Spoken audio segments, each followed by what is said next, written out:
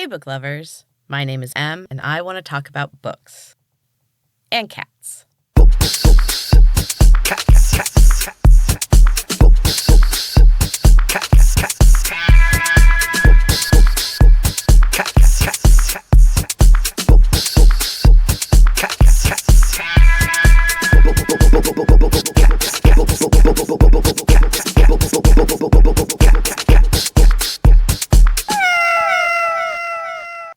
Hey, book lovers. It was recently my birthday, and honestly, it was the best one yet.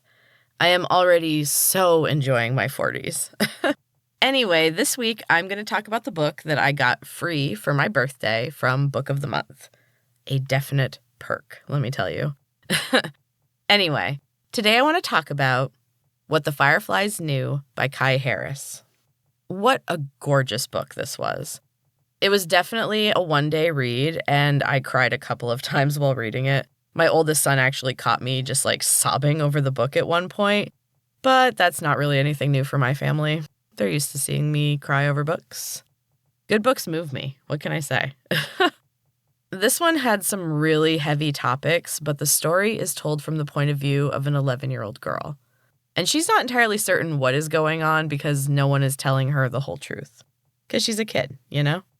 The book takes place during the summer in the 90s, 1995. Our narrator, KB, her older sister, Naya, and their mom have been through a lot. The girl's dad passed away suddenly, and they lost their house in Detroit.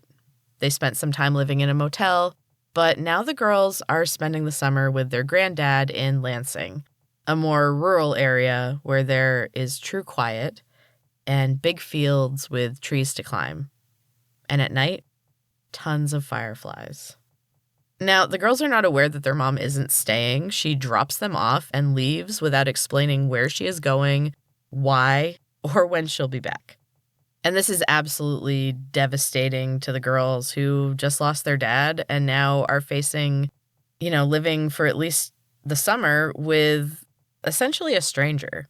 They've never met their granddad before, and he looks very stern, and he doesn't really speak to them at first. He does slowly warm up to KB, and she is able to get some tidbits of information from him. She finds out that her mom is at a treatment center for depression, and she gets some pieces of the trouble between her mom and her granddad.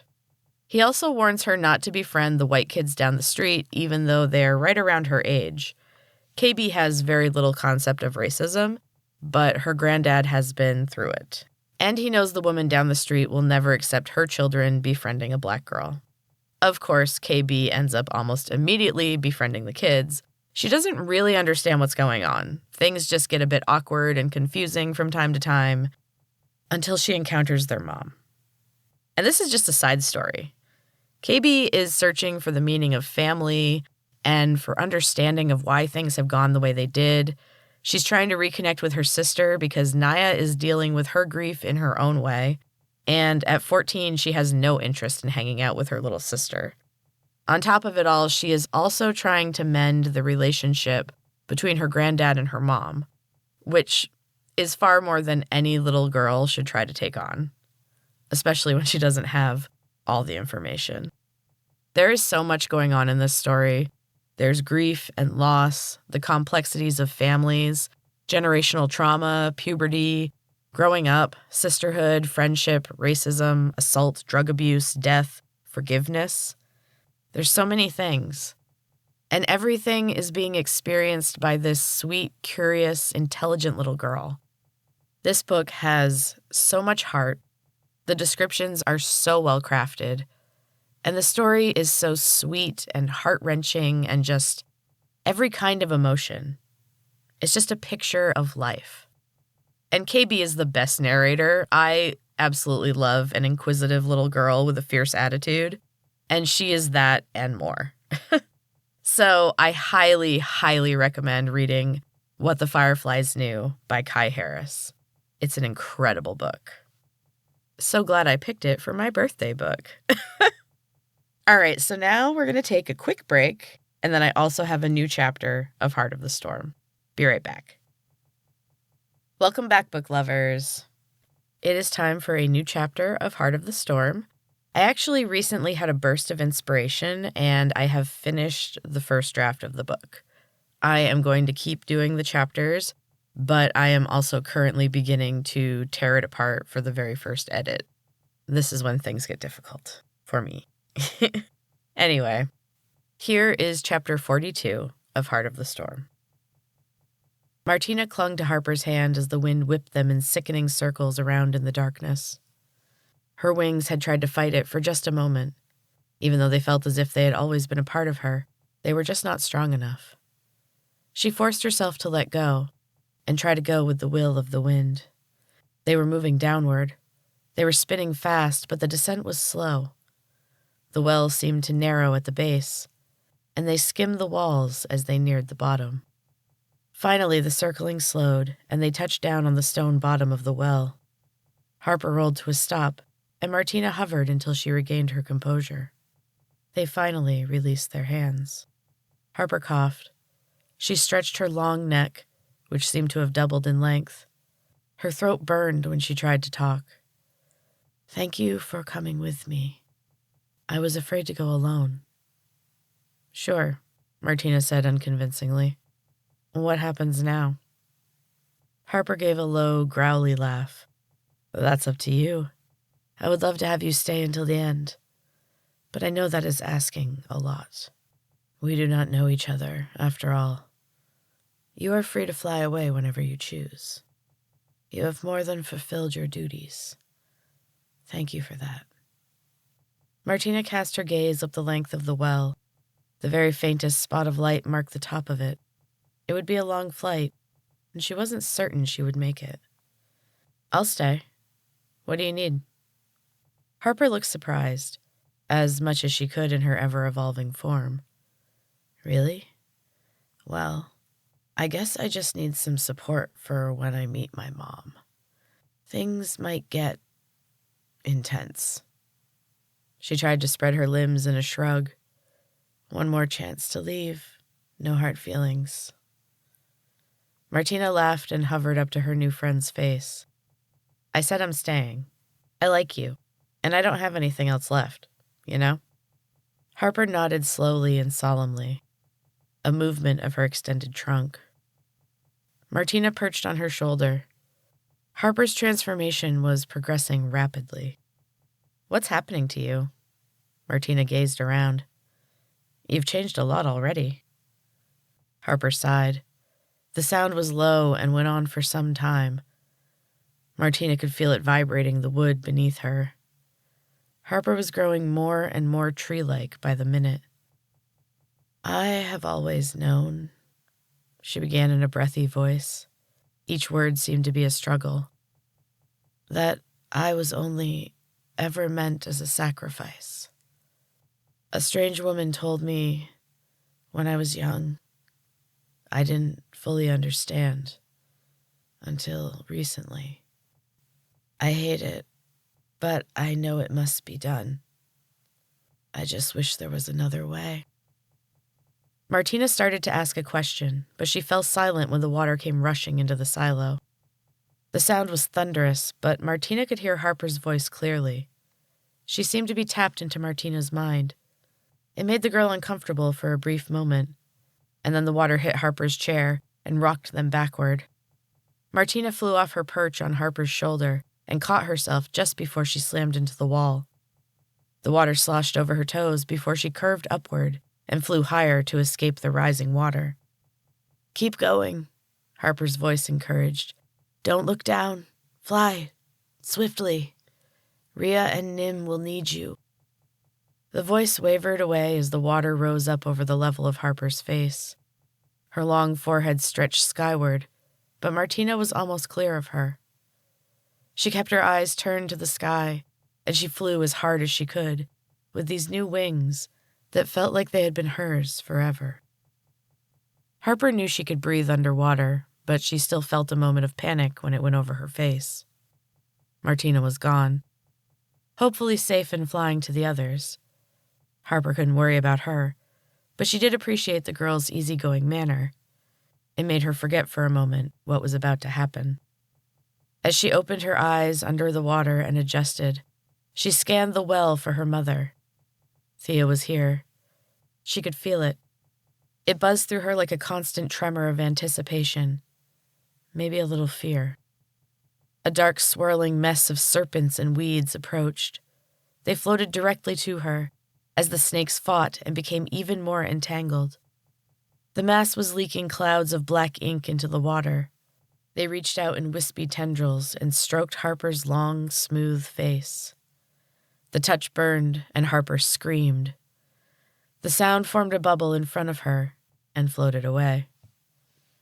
The smoke and snakes grew and elongated and took on the form of a beautiful, dark-haired woman, a face Harper knew from her nightmares. "Hello, daughter," Thea said smoothly. "What a mess you have made for me." She smiled and showed her sharp, dangerous teeth. She brought her fingers together in a pinch shape.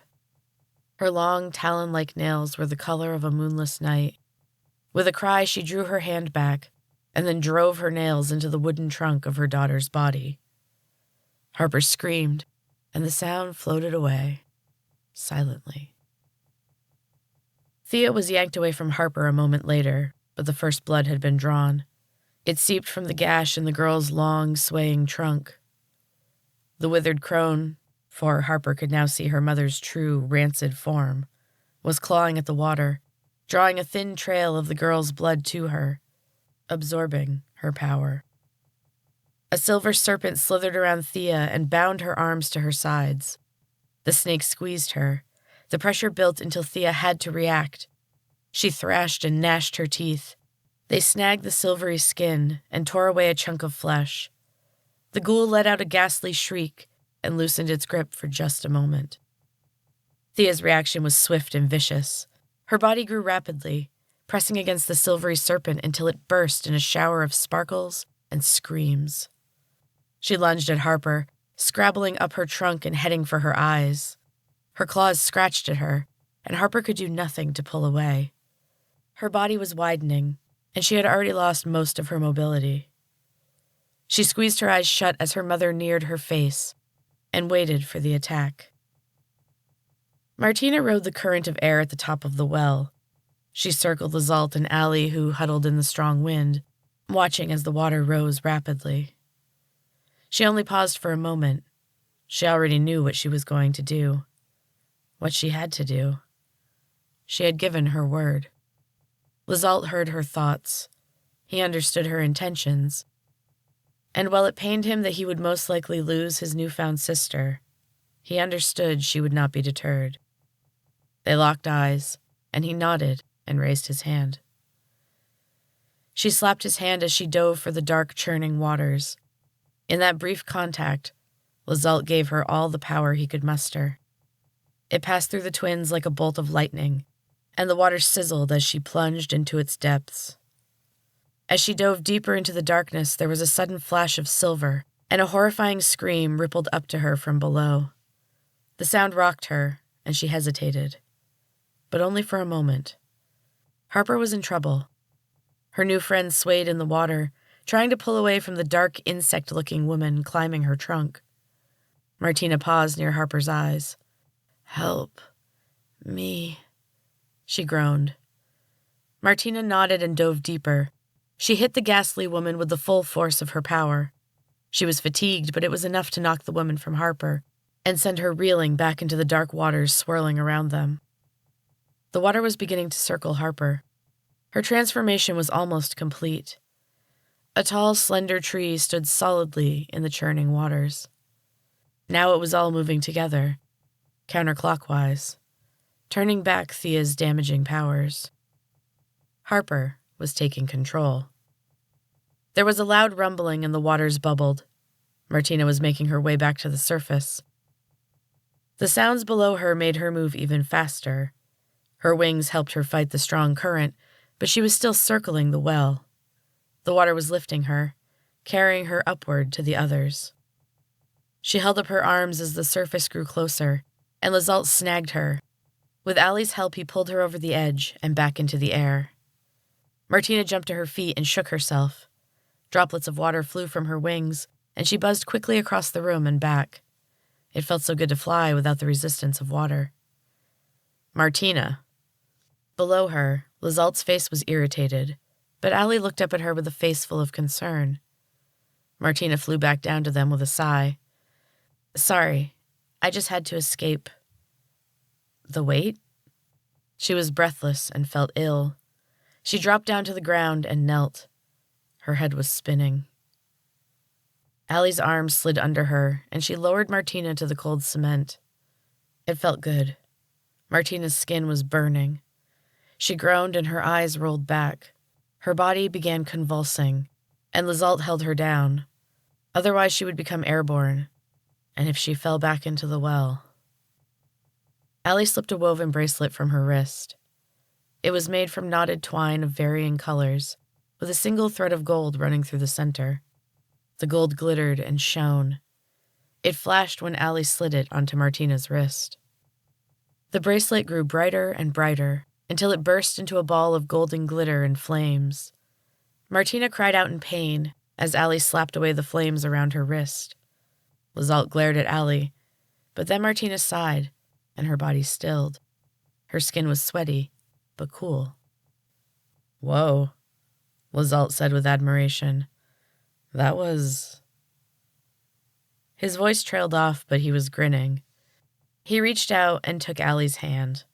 She smiled at him, and he gave her hand a squeeze. Then the mountain began to rumble and shake from deep below. The walls trembled, and large chunks of stone came crashing down all around them. Allie screamed and pulled away. Lizalte shot up into the air, pulling Martina along behind him. He swooped down and grabbed Allie. He threw her over his shoulder and began to fly upward, dodging the falling stones. Lizalte, I'm fine. Let go. Martina was still a little groggy, but she knew he was straining under the weight of them both, and she felt clear enough to carry herself. He didn't need to look at her. He knew she was okay, and released her. They zipped through the rocks and burst into the open sky above. Martina followed him, and they swerved to the left. After they had moved a safe distance away, they turned and hovered, watching as the top of the mountain completely gave way. And that is the end of Chapter 42, book lovers. I hope you're still enjoying Heart of the Storm. Please be sure to check out all things Books and Cats at booksandcatspod.com.